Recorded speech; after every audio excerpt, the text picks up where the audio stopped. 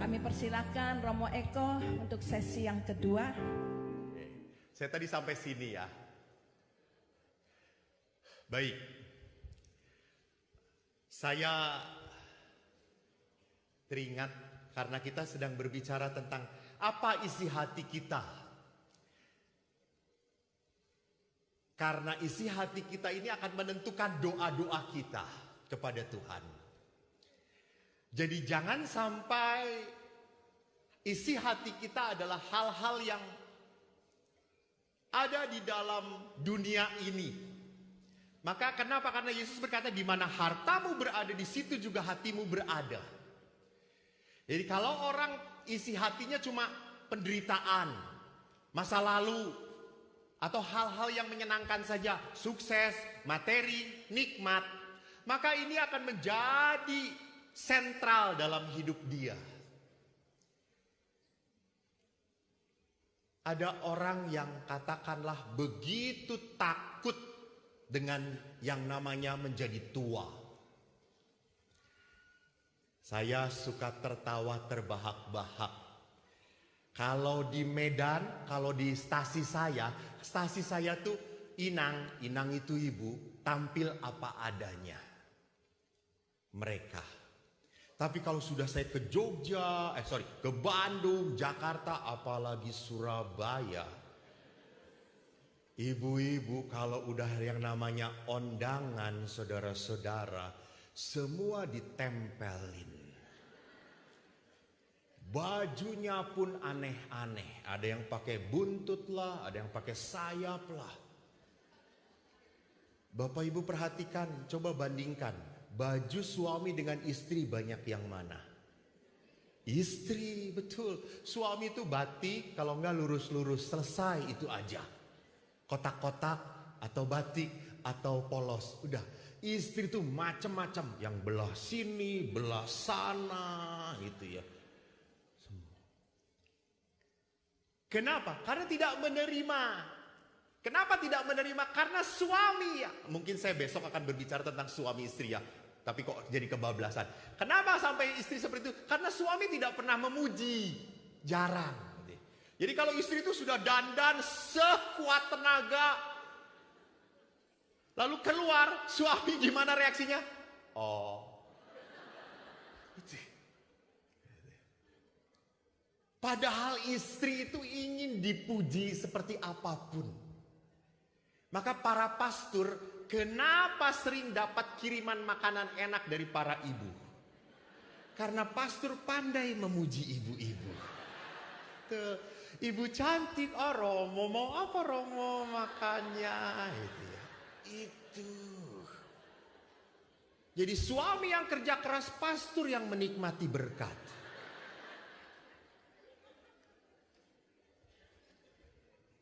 Bapak Ibu, orang pun bisa jadi terkurung dalam masa lalu kepahitan. Saya kemarin juga cerita, saya beberapa tahun yang lalu diminta misa di sebuah keluarga, tapi ada komunitasnya juga. Lalu waktu misa, sebelum misa umat itu salam dengan saya, Romo, selamat datang, Romo. Saya lihat ada seorang ibu pakai topi. Lalu ibu itu saya lihat wajahnya datar dan kelihatan penuh kemarahan. Dia tuh ketemu saya. Ibu selamat sore. Ibu ini romonya? Iya tahu. Ya sudah kata saya nggak terlalu pedulikan. Karena kalau saya pedulikan nanti jangan-jangan mempengaruhi saya. Lalu pas misa, walaupun tidak dipedulikan, ibu itu duduk di nomor 2, bangku di depan. Ya jadi diperhatikan oleh saya. Dan sepanjang misa itu.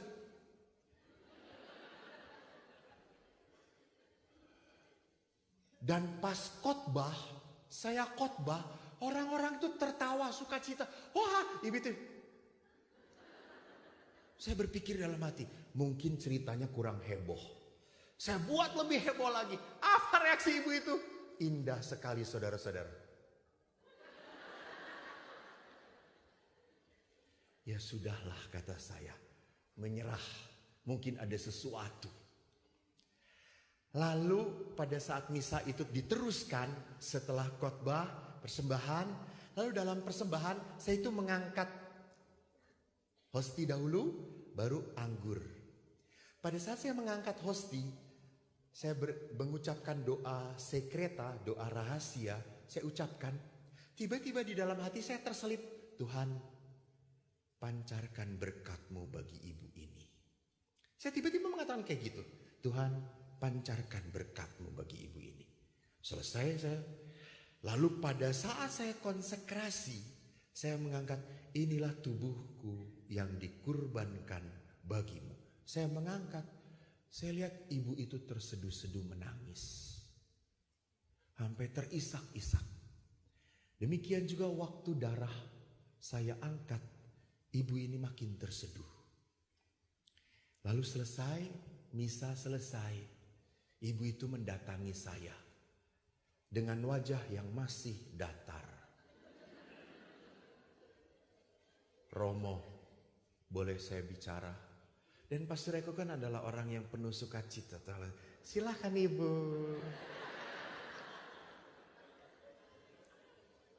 Lalu duduk kami di pojok ngobrol. Ada apa bu? Romo, sesungguhnya sudah beberapa tahun ini saya marah pada Tuhan. Romo tahu saya pakai topi? Ya, kelihatan bu. Tapi Romo tidak tahu isinya kan? Karena ibu tidak membuka bu. Saya gundul Romo. Karena saya kena kanker. Saya sudah kemo. Saya kena kanker payudara. Yang kiri sudah diangkat, sudah menyebar kemana-mana. Saya marah. Saya mengatakan, Tuhan, apa salah saya sehingga saya dapat kanker ini?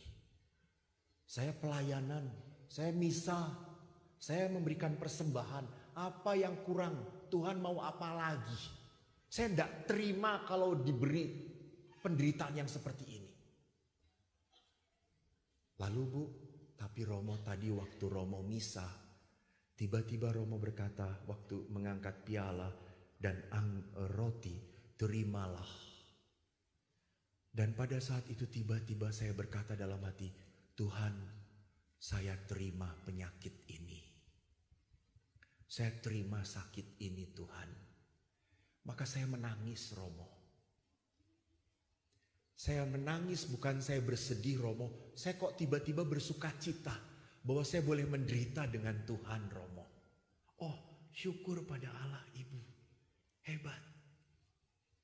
Lalu setelah selesai kesaksian, saya beri salam, ibu itu tetap wajahnya, makasih Romo. Ingat, untuk mengubah hati orang tidak mudah.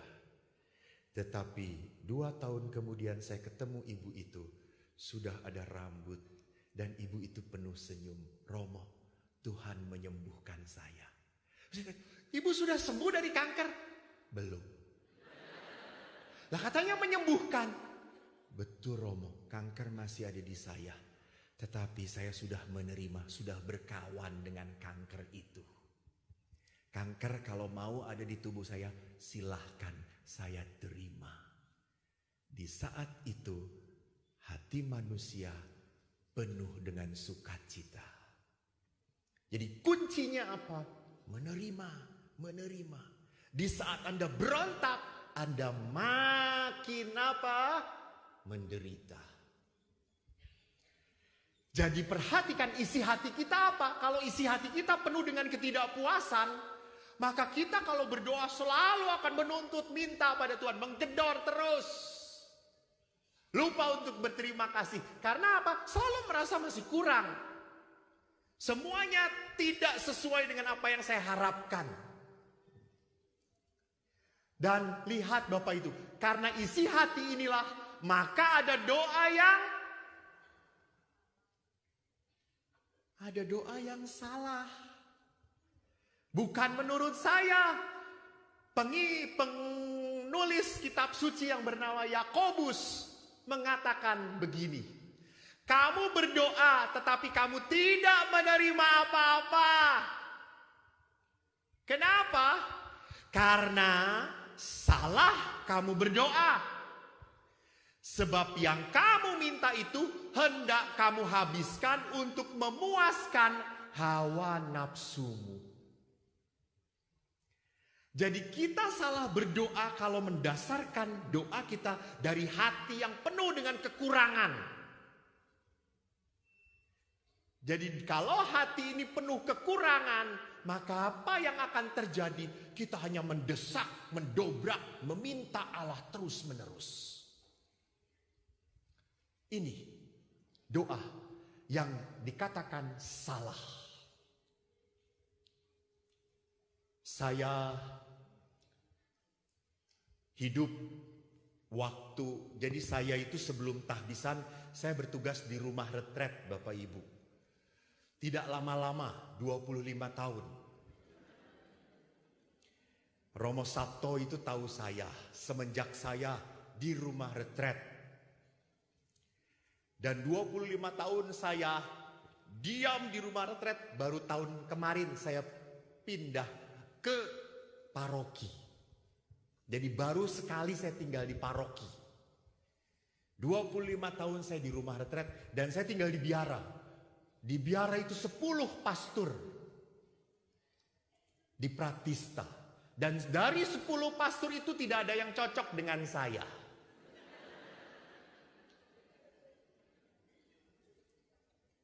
Ingat, kita tinggal di biara beda dengan perkawinan. Kalau perkawinan kan Anda mau, ya atau tidak? Saya mau dengan kamu. Di biara tidak bisa, saya mau dengan ini. Dan pimpinan selalu berkata, kamu dengan mana? Ini, ya sudah, kamu tidak dengan ini, dengan sana. Kurang ajar memang pimpinan kita ini. Seperti saya ditanya, setelah selesai saya menenangkan diri di Itali. Saya ditanya tahun lalu itu, kamu mau kemana? Ke Bandung atau ke Medan? Saya mau ke Bandung. Bagus, kalau begitu kamu ke Medan. Lalu saya ngomong, tahu gitu saya ngomong ke Medan. Ya sudah, tetap ke Medan kalau begitu. Bapak Ibu, sewaktu saya di Pratista, saya tugasnya memberi retret. Retretnya full, Senin, Selasa, Rebo. Rebo siang pulang, sore sudah naik lagi anak-anak. Rebo, Kamis, Jumat. Jumat pulang, Jumat sore sudah masuk lagi. Full. Kami tim. Dan ada satu kakak kelas saya, senior saya yang menjengkelkan saya. Dia kalau diberi tugas, kamu tugas ini ya? Wah, enggak bisa. Saya ada tugas. Oh ya sudah. Bagaimana kalau ini? Ini juga enggak bisa. Oh ya sudah. 1-2 hari saya masih bisa senyum. 1-2 minggu saya mulai jengkel. Sampai saya berkata kurang ajar. Dia selalu tidak mau, selalu ada alasan. Saya begitu marahnya akhirnya saya tidak mau ngomong dengan dia lagi. Ben, saya nggak mau. Dan yang menjengkelkannya, biasanya orang yang menjengkelkan kita tidak pernah merasa menjengkelkan. Betul atau tidak? Itu lihat banyak yang terluka di sini toh. Jadi orang yang menjengkelkan itu selalu merasa tenang-tenang aja. You have problem and I have no problem. Itu ngeselin gak? Dari setiap pagi itu saya kalau ketemu, pagi-pagi kan di ruang makan. Saya buka pintu, lalu dia kata, halo Eka, selamat pagi. Saya nggak mau ngomong. Sampai akhirnya saya begitu jengkelnya, saya ingin tahu dia itu kemana sesungguhnya. Jadi saya nguntit di belakang. Saya pakai kacamata hitam. Padahal sudah hitam, ya aneh saya itu memang. Lalu saya ngikutin dia. Apa yang terjadi Bapak Ibu? Rupanya dia main badminton. Jadi hobinya main badminton. Asem ki kata saya itu. Jadi selama ini punya tugas sudah ada janji badminton. Kita capek-capek memberi retret pelayanan. Dia main badminton. Padahal uang saku kita sama. Edanra. Maka begitu jengkelnya dan saya tahu dia main badminton, saya datang ke pemimpin. Pastor, saya marah. Apakah membunuh itu berdosa di dalam gereja kita? Emang kenapa? Mau saya bunuh itu teman saya. Sudah kok terima. Ini adalah salib dari Tuhan. Terima kasih Romo, pret kata saya itu.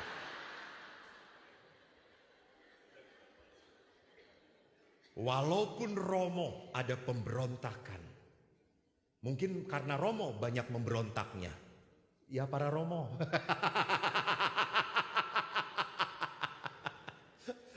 Jadi saking jengkelnya, saya di ruang makan pun duduk sama-sama, dia sebelah saya geser ke sini. Saya ngobrol dengan teman-teman saya, dia tidak mau. Bahkan kalau saking gak sukanya di ruang rekreasi, ada dia, saya selalu menghindar. Ya sudah, gak mau rekreasi. Makan kadang-kadang, ada dia, saya makan dengan anak-anak di rumah retret. Gak mau.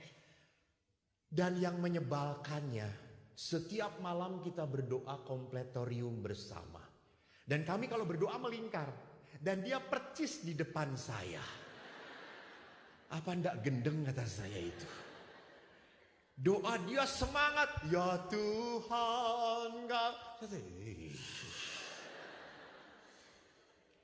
Dan doa komplet selalu ditutup dengan doa Bapa kami. Itu doa yang paling menyebalkan.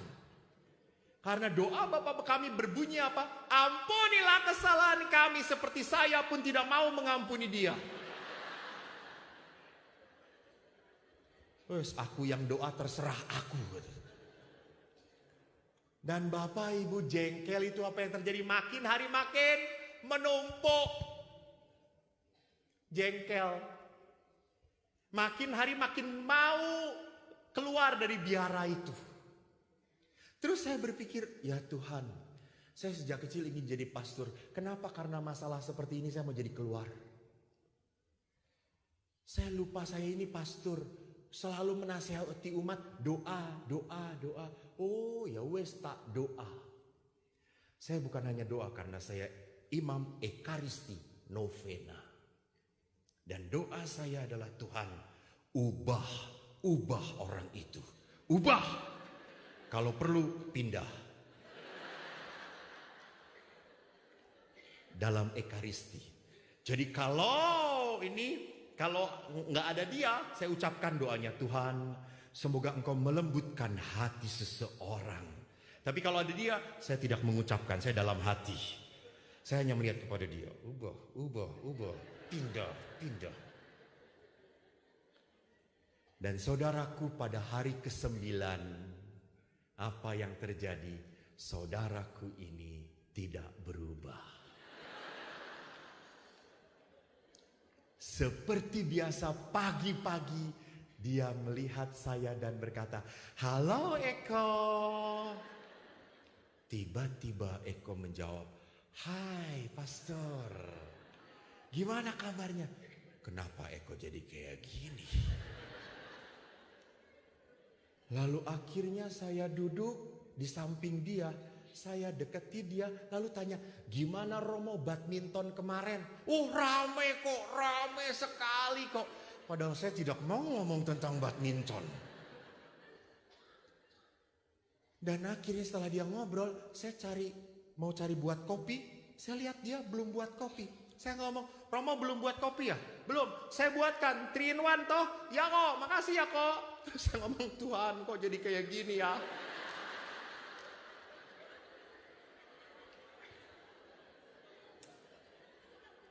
Bapak Ibu, sekarang saya tanya, apakah Tuhan mendengar doa saya?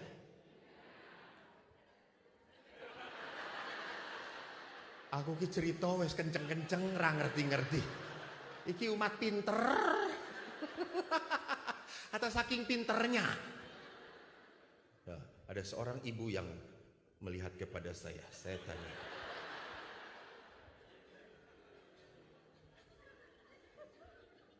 apakah Tuhan mendengar doa saya? Ibu dengar cerita saya enggak?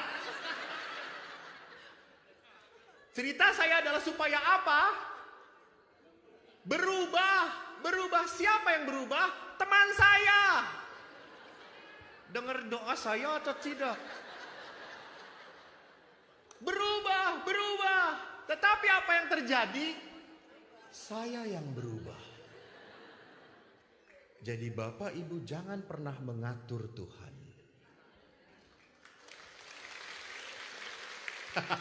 Itu kurang ajar sih ibu itu. Jangan pernah mengatur Tuhan. Dan ibu itu berkata, saya tidak pernah berdoa. Itu lebih kacau lagi saudara-saudara.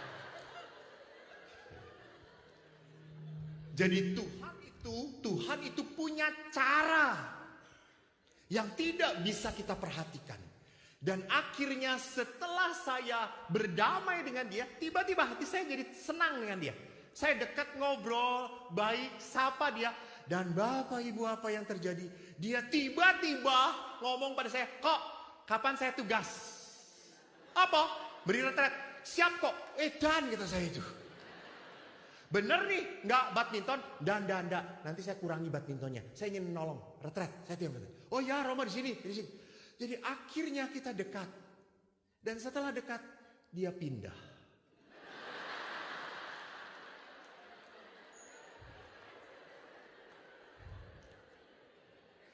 Jadi Bapak Ibu tolong ingat, tolong belajar dari doa saya. Tolong belajar dari doa saya. Jangan pernah mendoakan supaya suami atau istri Anda berubah. Halo. Jangan pernah. Tapi ubahlah diri Anda, dia akan berubah. Amin, amin, lakukan. Oh, coba. Amin, amin, amin. Setelah sampai rumah, koyong ngene. Gitu. Apa itu? Lakukan. Kita ingat. Saya tadi dengar ibu ini, amin, amin. Amin itu punya tanggung jawab loh. Jangan amin, amin, amin. Amin itu punya tanggung jawab. Saya harus melakukan.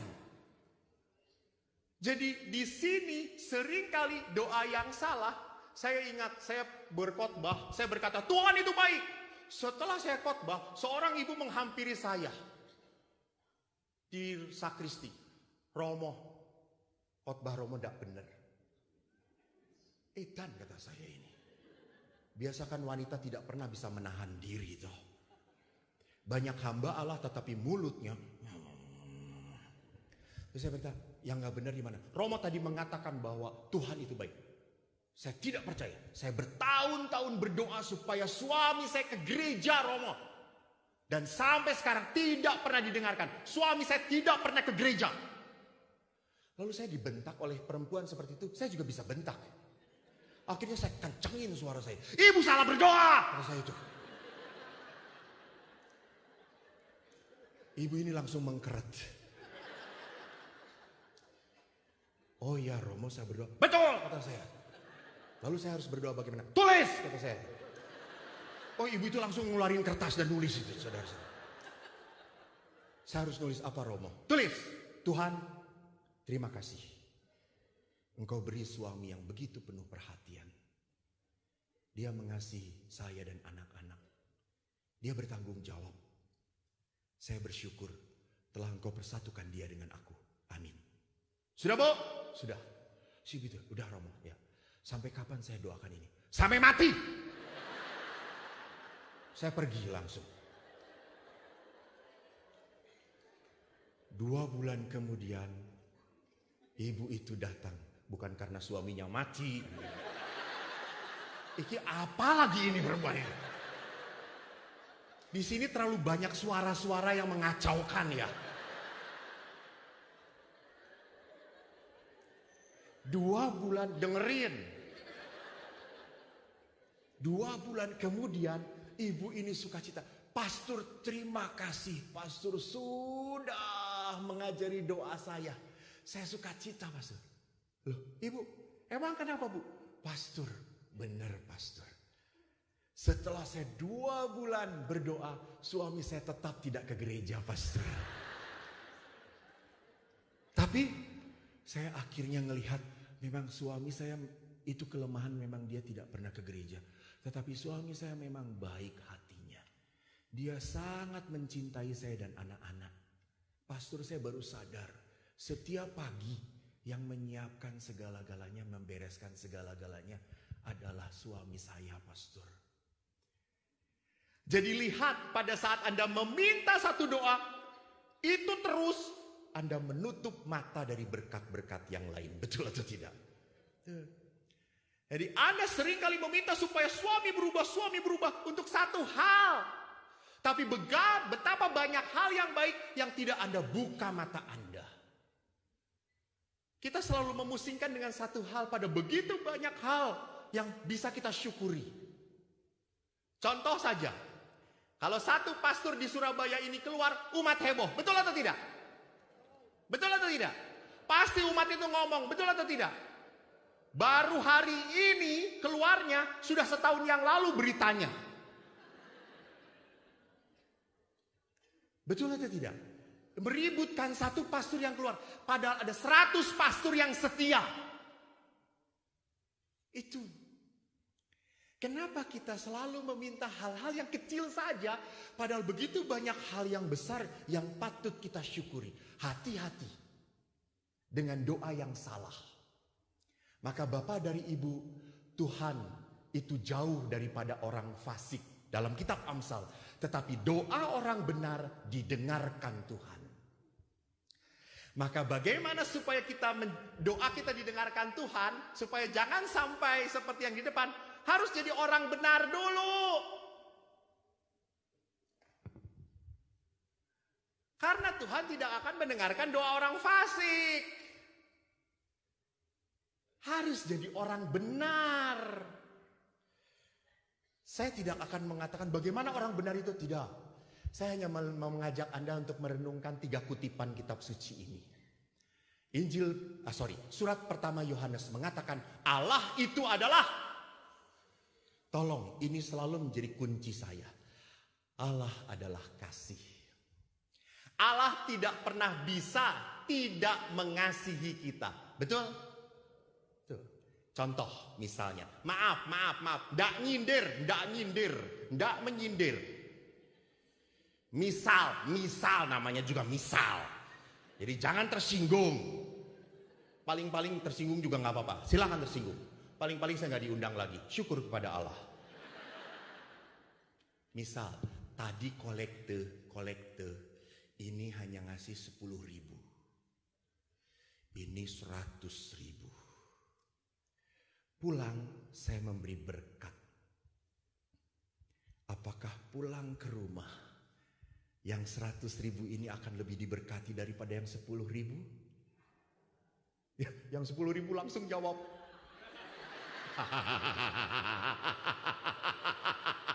Manusia yang tidak tahu diri, saudara-saudara. Betul. Tidak. Kenapa? Tuhan adalah kasih. Apakah Anda tertidur di gereja, tidak mendengarkan khotbah pastor atau pas misa ngelamun? Apakah berkat penutup itu tidak akan tercurah pada Anda? Tercurah. Kenapa? Karena Allah adalah kasih. Tetapi pertanyaannya, betul berkat yang sama diberikan. Betul. Tetapi efek bagi kehidupan orang itu berbeda. Mengerti maksud saya? Yang 100.000 ini sukacita yang memberikan. 10.000 ngopong 10.000 cukup. Bayangke 10.000 kali sakmene yo akeh to yo.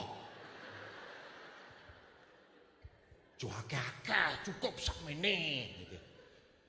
Dan yang 100.000 ini penuh sukacita. Ini untuk pekerjaan kemuliaan Tuhan. Saya kasih. Mereka pulang dengan penuh sukacita. Dan yang di sini pulang saudara-saudara juga dengan sukacita. Jadi apa yang terjadi? Berkat sama diberikan, tetapi efek dari berkat itu tergantung dari hati orang itu. Maka jangan pernah lupa, selalulah di saat Anda mengalami apapun, ingat Allah adalah kasih. Yang kedua, saya ingatkan dalam kitab Yeremia, rancangan Tuhan itu apa? Damai sejahtera. Tangan Tuhan sedang, teruskan.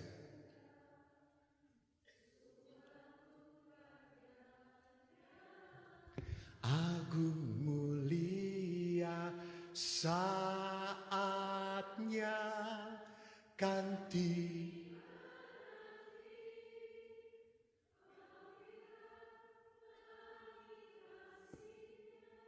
Di sini ada beberapa orang yang tidak bernyanyi.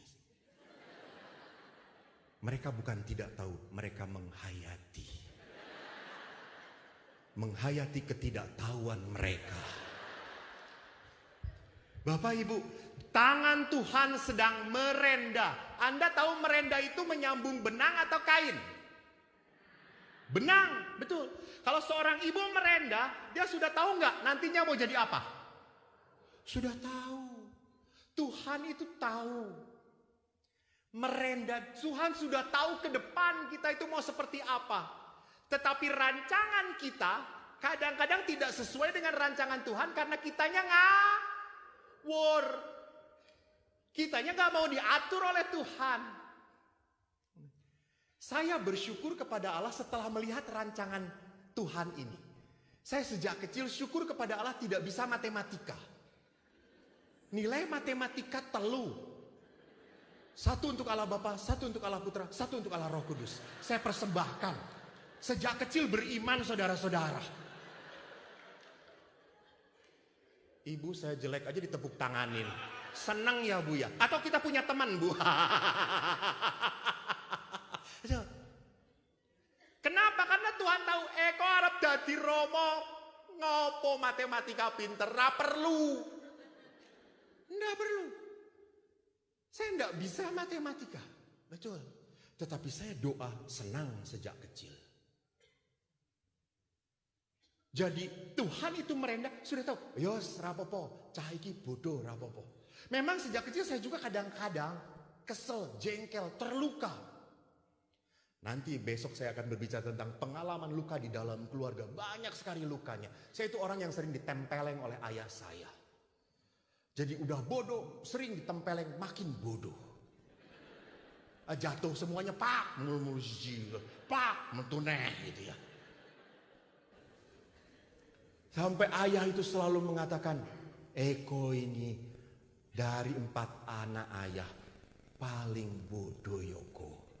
Nggih Pak E. Dan kalau belajar itu selalu kata bodoh, ndak hilang. Bodoh, bodoh, bodoh. Saya diam saja. Dan ibu saya selalu hebat. Di saat saya dibodoh-bodohkan, setelah ayah marah begitu, ibu selalu manggil saya, sini kok, sini. Nggak apa-apa kok. Eko bodoh tapi tetap anak ibu. Harus ada yang bodoh supaya ada yang pinter.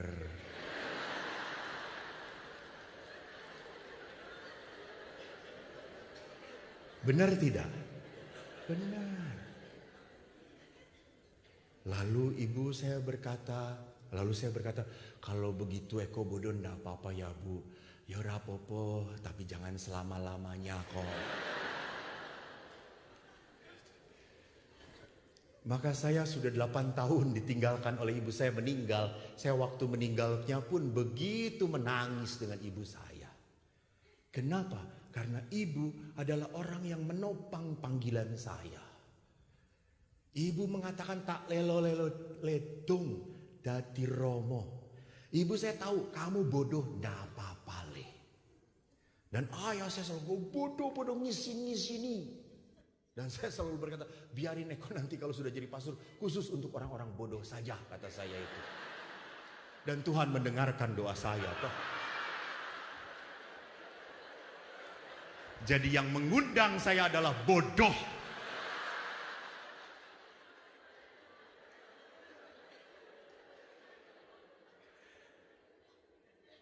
Yang terakhir, yang saya ingin renungkan. Allah turut bekerja dalam segala sesuatu untuk mendatangkan kebaikan bagi mereka yang mengasihi Dia. Jadi Allah itu mendatangkan apapun dalam hidup saya untuk kebaikan. Saya tahun 2000 saya diminta, karena saya sering memberi retret keluarga, saya akhirnya diminta sekolah ke Filipina untuk konseling keluarga. Saya bahagia sekali saudara-saudara di Filipina. Karena teman saya satu kelas cantik-cantik. Dan orang Filipina kalau ketemu romonya, saudara-saudara, maaf, beda dengan orang sini. Mereka akan memeluk romo. Dan kalau di sini kan memeluk romo kan cuma nempel dikit. Di sana padat, erat, dan bergizi. Saya orang Jawa. Awalnya risih, lama-lama ketagihan.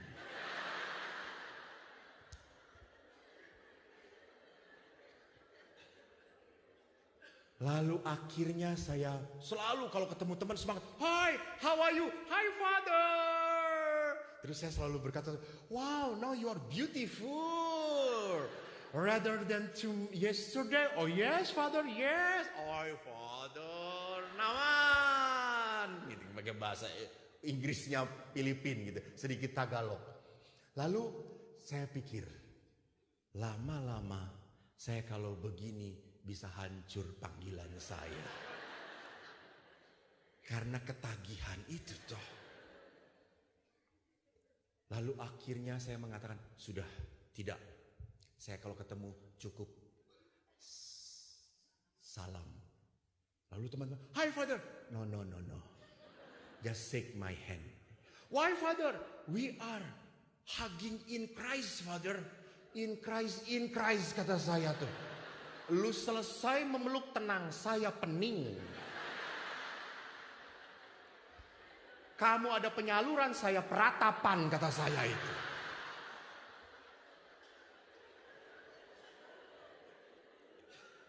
Dan saya baru 1,5 tahun, saya senang sekali di sana. Tahu pimpinan saya mulai kacau. Saya ditelepon, kamu pulang. Oh alah, tidak tahu sedang senang, kata saya itu. Dan akhirnya saya pulang. 2 bulan kemudian saya pulang. Lihat, ini untuk keselamatan panggilan saya. Jadi saya harus tahu membatasi diri. Untuk apa Tuhan memberikan sesuatu untuk kebaikan saya. Nah, kamu itu dipanggil untuk menjadi imam. Dipelihara. Maka kalau ada umat-umat itu lihat imamnya ngawur, jangan diomongin, tolong. Tapi didoakan. Jadi kalau ketemu dengan imam yang ngawur, jangan Romo itu, jangan. Romo, kita berdoa Romo. Salam Maria 3 kali Romo. Kenapa Bu? Supaya Romo bertobat.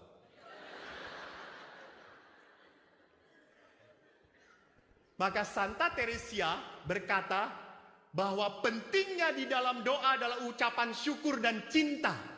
Karena syukur adalah ekspresi iman dan harapan. Iman mengakui Tuhan adalah segala-galanya. Dan harapan, kenapa? Karena saya tahu saya minta kepada, apa ya disebutnya? Kepada sosok yang tidak salah. Jadi doa itu merupakan ungkapan iman karena saya tahu Allah adalah segala-galanya. Dan saya berharap karena Dia tahu yang terbaik untuk hidup saya. Jadi doa itu harus berlandaskan pada iman, harapan, dan kasih. Kata terakhir yang menarik bagi saya senang sekali membuat penutupan ini. Penutupannya kita kembalikan kepada Injil tadi. Mintalah, carilah, ketuklah. Rupanya Santo Thomas Aquinas berkata, kita harus meminta dengan iman. Jadi bukan meminta dengan keserakahan, minta dengan iman. Saya tahu kalau yang meminta ini menjadi baik untuk hidup bukan hanya saya, tetapi keluarga saya dan orang-orang di sekitar saya. Itu meminta dengan iman. Dan kalau mencari harus dengan apa? Harapan. Carilah dengan harapan. Jadi kalau mencari dengan harapan, Anda bukan mencari sesuatu yang sia-sia. Dan kalau mengetuk harus dengan apa? Kasih. Mintalah dengan Tuhan karena Anda mengasihi Tuhan. Bukan Anda mengetuk pintu Tuhan. Karena apa? Karena Anda begitu ingin ini terjadi dan Anda saking nafsunya. Akhirnya apa? Merusak relasi Anda dengan Tuhan. Kasih itu tidak merusak. Maka saudaraku, saya ingat doa terakhir saya waktu dengan orang tua saya. Mau berpisah. Jadi ibu saya ini setelah ibu saya perawat di rumah sakit. Setelah pensiun ibu kena stroke. Lalu ibu tidak bisa apa-apa, hanya terbaring. Kemudian saya teringat waktu saat-saat terakhir ibu kena serangan yang keempat. Ibu udah kena serangan 3 kali. Dan waktu ke serangan keempat, dokter berkata, Ibu Romo kalau kena serangan ini dan tidak bisa istirahat, beliau akan koma. Selama ini kita masih bisa ngomong dan ibu hanya melihat meneteskan air mata di ICU. Lalu saya dekatin karena dokter mengatakan, Romo tolong deketin ibu supaya bisa tidur. Lalu saya deketin tangan ibu, saya pegang. Lalu saya berkata, Bu, ibu tidur ya. Saya doa rosario untuk ibu. Karena ibu senang sekali doa rosario. Lalu waktu selesai doa rosario, itu kurang lebih saya mendoakan jam 12 malam. Jam 1 kurang seperempat, saya buka mata, ibu menangis. Terus saya berkata, Bu, tidur, bukan menangis, kata saya itu. Kok yang berdoa, ibu tidur. Lalu setelah itu akhirnya saya menunggu, saya capek, saya doa Yesus. Saya Yesus, Yesus. Saya ingat kurang lebih jam 2. Saya buka mata, ibu masih melek. Oh alah kol raturu-turu, kata saya itu dalam hati. Lalu saya bilang, Bu, ibu tidur, ayo supaya ibu sehat, tidur Bu. Lalu akhirnya saya pada saat menggoyang tangan ibu, saya memegang jari ibu saya, tangan ibu saya sudah mulai keriput. Saya langsung, Tuhan, ini tangan dulu yang memandikan aku Tuhan. Tuhan, ini tangan dulu yang memberi obat kalau Eko sakit Tuhan. Tuhan, ini tangan dulu yang ngajarin aku belajar Tuhan. Aku bahagia Tuhan punya ibu sebaik ibuku ini. Tuhan, kalau di surga biarkan tetap dia menjadi ibuku. Dan tiba-tiba ibu merem dan beberapa genangan air mata keluar. Dan rupanya itu doa saya terakhir. Karena beberapa hari kemudian ibu meninggal. Saya bahagia bahwa ibu mendidik saya dengan doa. Dan saya boleh menghantar ibu saya di dalam doa. Bapak Ibu yang terkasih,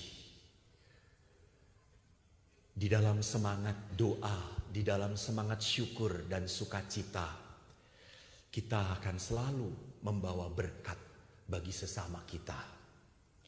Maka Bapak Ibu, saya berterima kasih kalau saya boleh berbagi untuk Bapak Ibu. Saya minta maaf kalau kata-kata saya tidak berkenan di hati Anda. Jangan datang lagi saja. Bapak Ibu, sebelum kita berkat penutup, mari kita berdoa bersama-sama.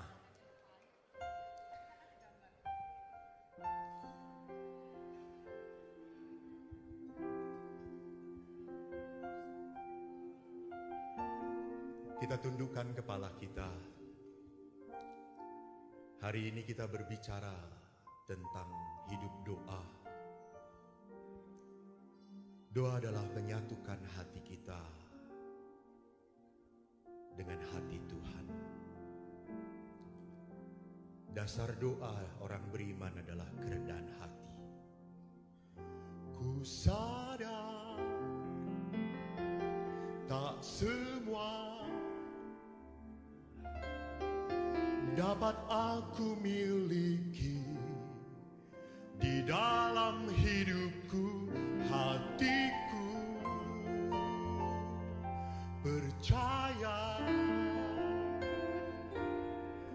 rancanganmu bagiku adalah yang terbaik.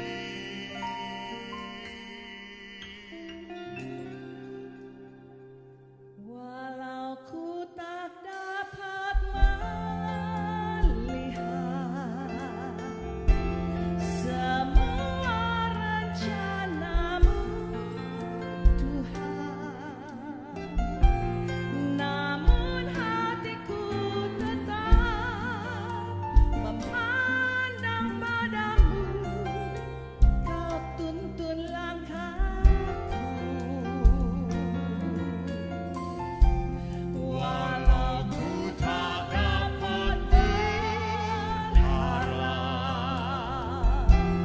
atas kenyataan hidupku, namun hatiku tetap memandang padamu. Kau ada untukku.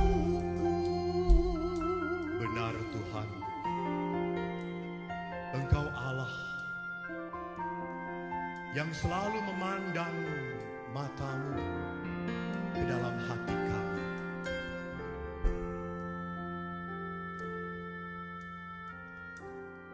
Walau ku tak dapat melihat Kami tidak melihat apapun semua rencana yang ada di depan kami, Tuhan, namun kami percaya Tuhan namun hatiku tetap bahwa Engkau Allah memandang yang Maha Tahu. Kau berikan doa-doa kami yang tak terucapkan, karena Engkau Allah yang Maha Baik. Tuhan, lembutkan hati kami sehingga kami mampu berdamai dengan kenyataan hidup, karena Engkau Allah yang menciptakan kami untuk Kau cintai. Bersama-sama saudaraku, walau ku tak dapat melihat semua rencanamu, Tuhan, namun hatiku tetap memandang padamu.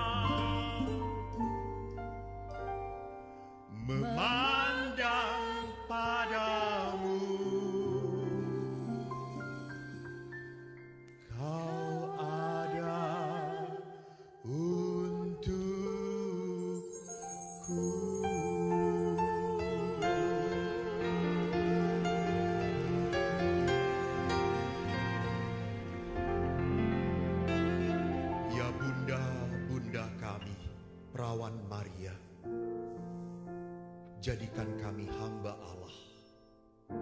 Doakan kami anak-anak-Mu ini. Mari kita berseru kita kepada Bunda kita. Salam Maria.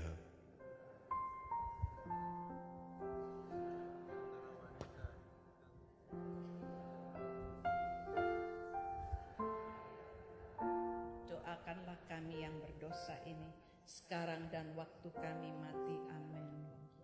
Tuhan, pada hari ini Engkau telah menjamah hati kami. Kami datang dengan kemarahan, keraguan padamu. Namun akhirnya kami sadar, tiada pikiran yang benar dalam hidup kami. Hanya Engkau yang selalu memikirkan kami.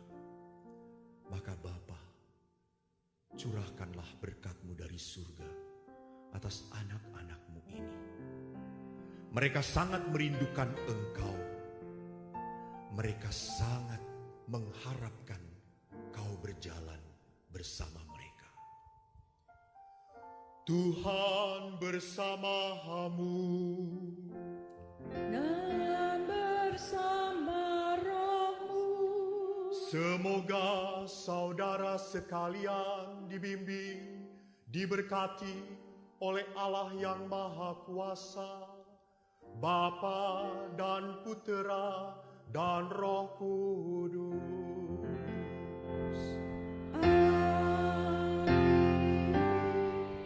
Dengan demikian persekutuan dan doa-doa kita telah selesai. Syukur pada Allah.